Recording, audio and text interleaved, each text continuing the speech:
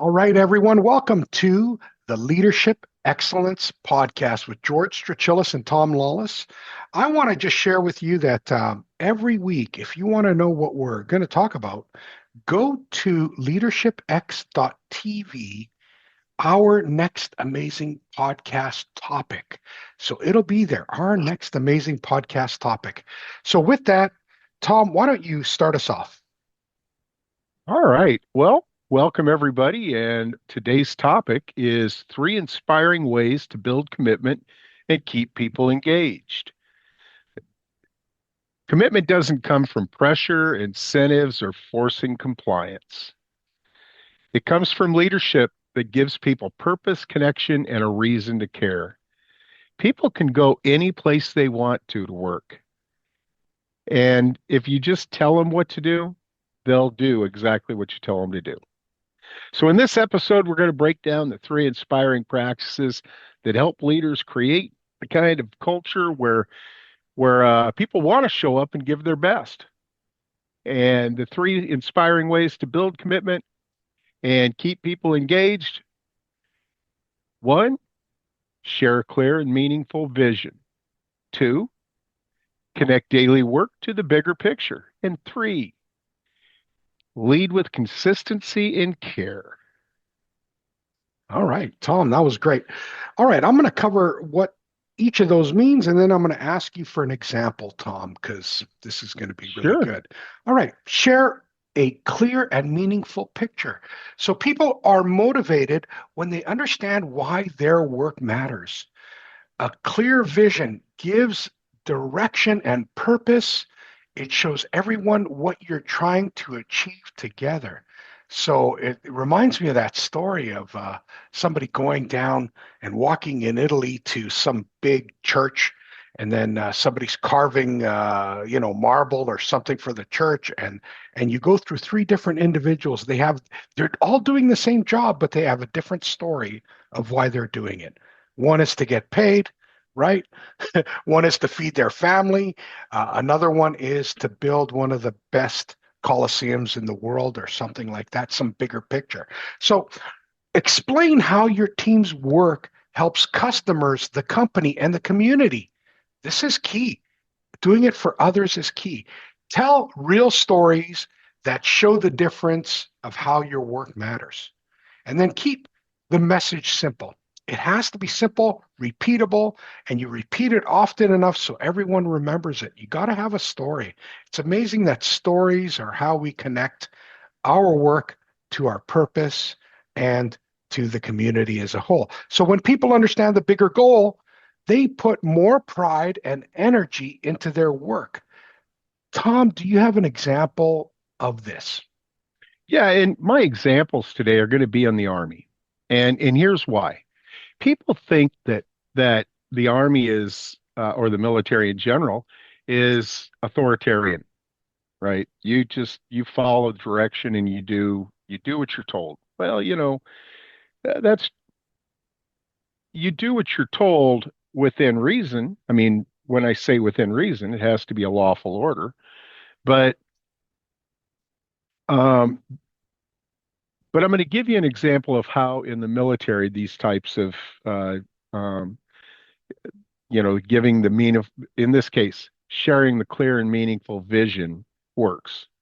So General Stanley McChrystal, when he took over the Joint Special Operation Command, it was during the height of the insurgency in Iraq, and the organization was siloed and slow and unable to keep up with decentralized enemy no networks.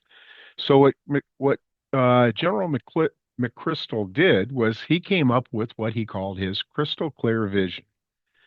And the Joint Special Operations Command he said, must operate as a single unified network where information flows instantly and teams act with shared purpose.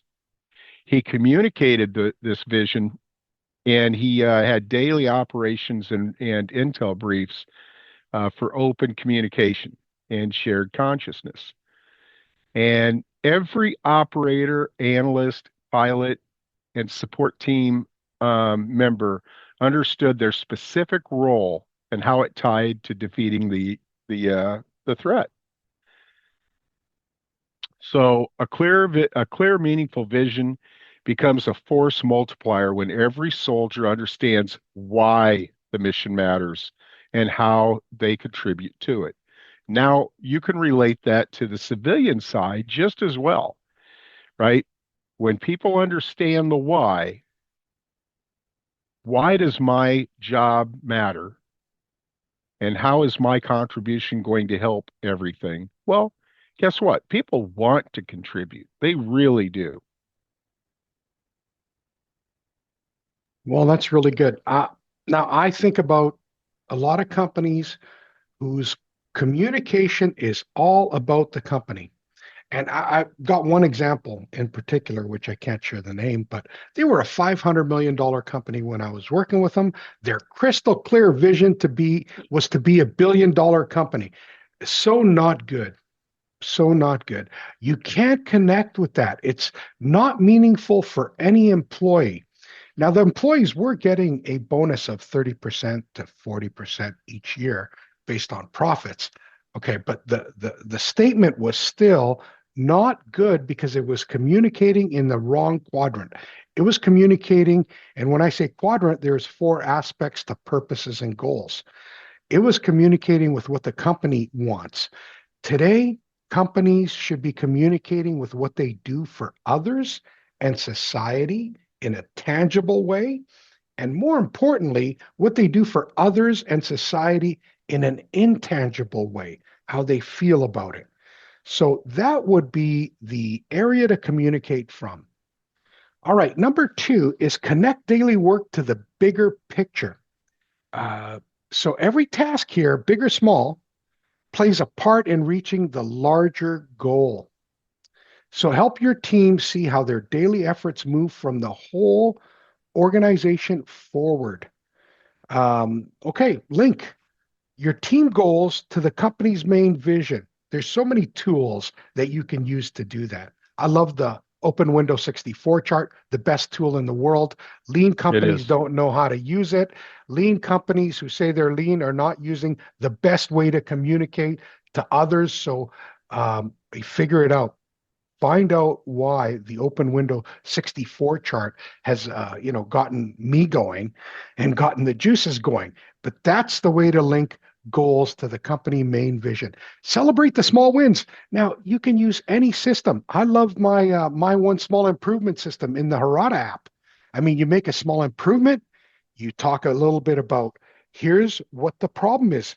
Describe it in a few words. Then here's what I did about it, a few words, and then here's the effect. And how does the effect measure against productivity, safety, quality, delivery, cost? So, simplest thing, and the smallest improvement needs to be celebrated. And talk in team meetings about how everyone's work matters and makes an impact. So, this is where Yeah. you share. So, Tom, you got an example? Yeah. Once again, another military. It's good military commands integrate everything, maintenance, logisticians, and line units in a way that makes every soldier understand how their daily tasks affect their combat readiness. Right. So like commanders, they'll routinely bring mechanics, fuelers, medics, supply teams into their mission briefs. Right? Platoon leaders explain how a single delayed maintenance task could affect um, the mission.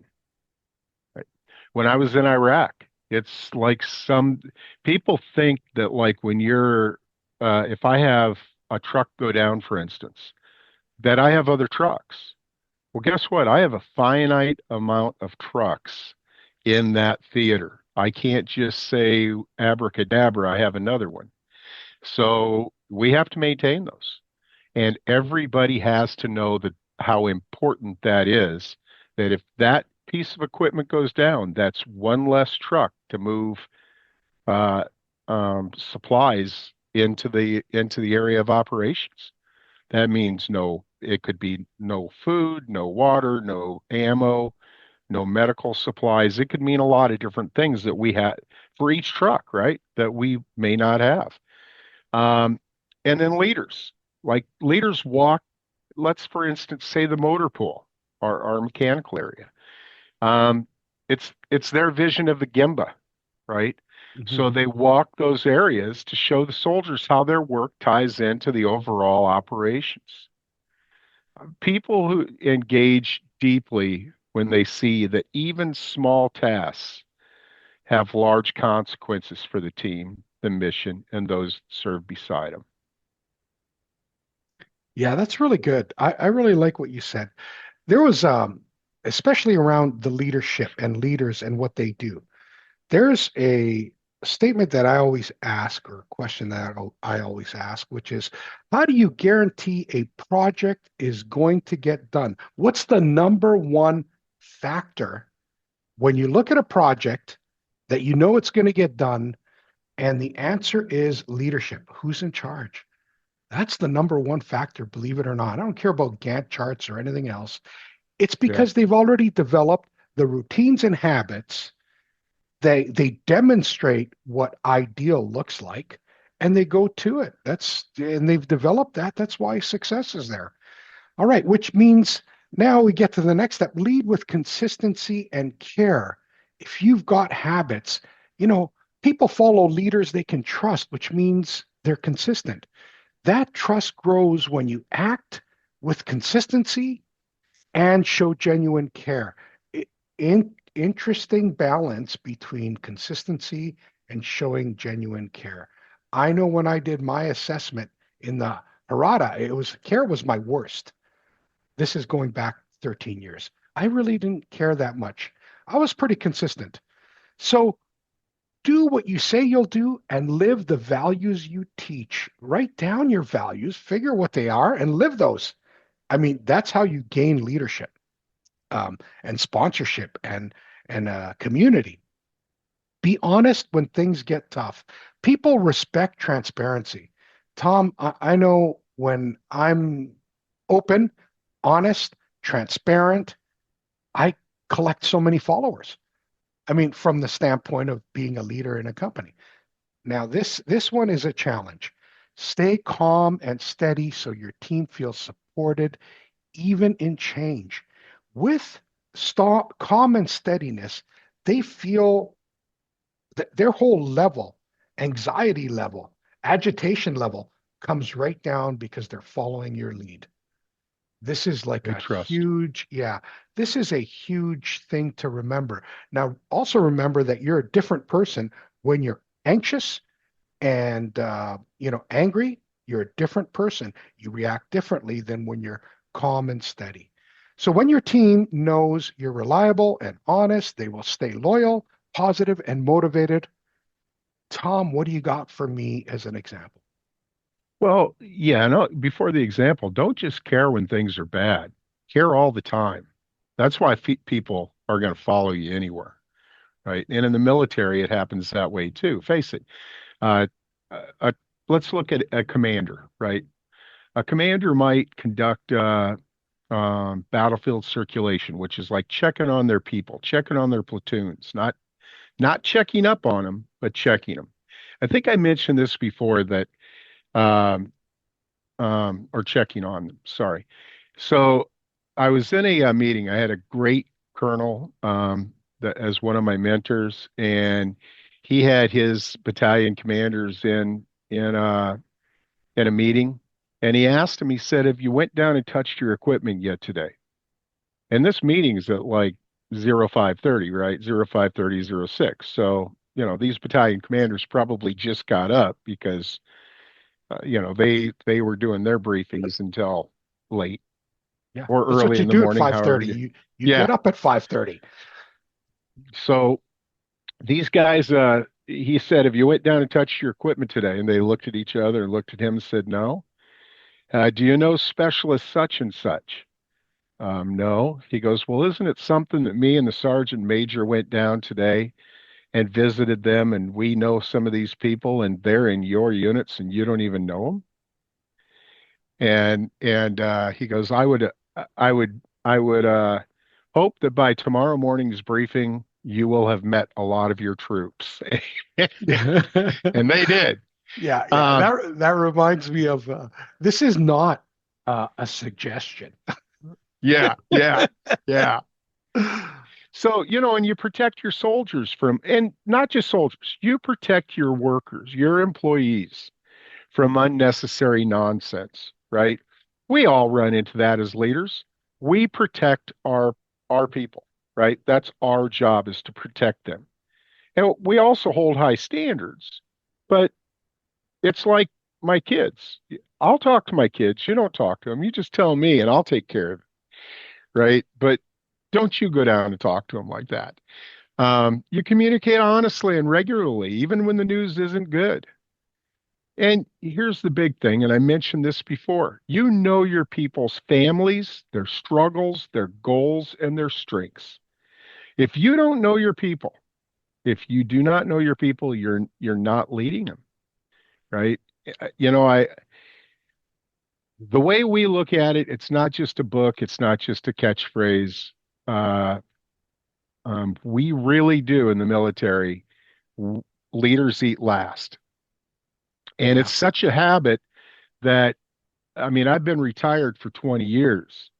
And when we go in, like I say, I'm doing a conference or something, and uh, and the chow comes in, the food comes in. I'll wait till everybody eats before I'll go through the line. So it's just Gee, a habit, right? that's great. I Y- thought you were letting me cut in the buffet, but no, that was your strategy. I would never let you cut in on a Yeah, buffet. yeah. So Okay. that consistency builds it's unshakable trust, right? Yeah. They trust you, and they don't follow because of your rank. They follow because they trust you. Yeah, that's awesome. So, it reminds me, like the topic is lead with consistency and care, but to whom? When we go to work, we lead with consistency and care. That's great. But I'll tell you what, I love the movie Meet the Fockers. Okay. Yeah. Yeah, because there was here's the circle of trust, and here's where you are. Okay, well, draw a circle, put the people in there that you want to lead and care for, and now you've got your community, and leading with consistency and care is so important. So, yeah, who do you do it for? I mean, Tom's talking about the army, the military. I'm talking about people, and we're also saying you as a leader at work, you've got people that you report to. So do it for those individuals and develop some routine on a daily basis. And you don't have to care right now. You just got to pretend you care because you're going to fake it till you make it. That's a All good right. point. Yep. Yeah. In summary, okay, you don't need any fancy programs or big speeches to build engagement. Just focus on these three things. Share a meaningful vision, connect daily work to the bigger picture, and lead with consistency and care. When you do, your team will stay committed, motivated, and proud to be part of your mission. All right. Thank you so much, Tom. We'll see you next week. And if anybody Thank wants to you. know the topic, go to leadershipx.tv. And now we're going to let people in who've joined us. Okay, take care. Thank you.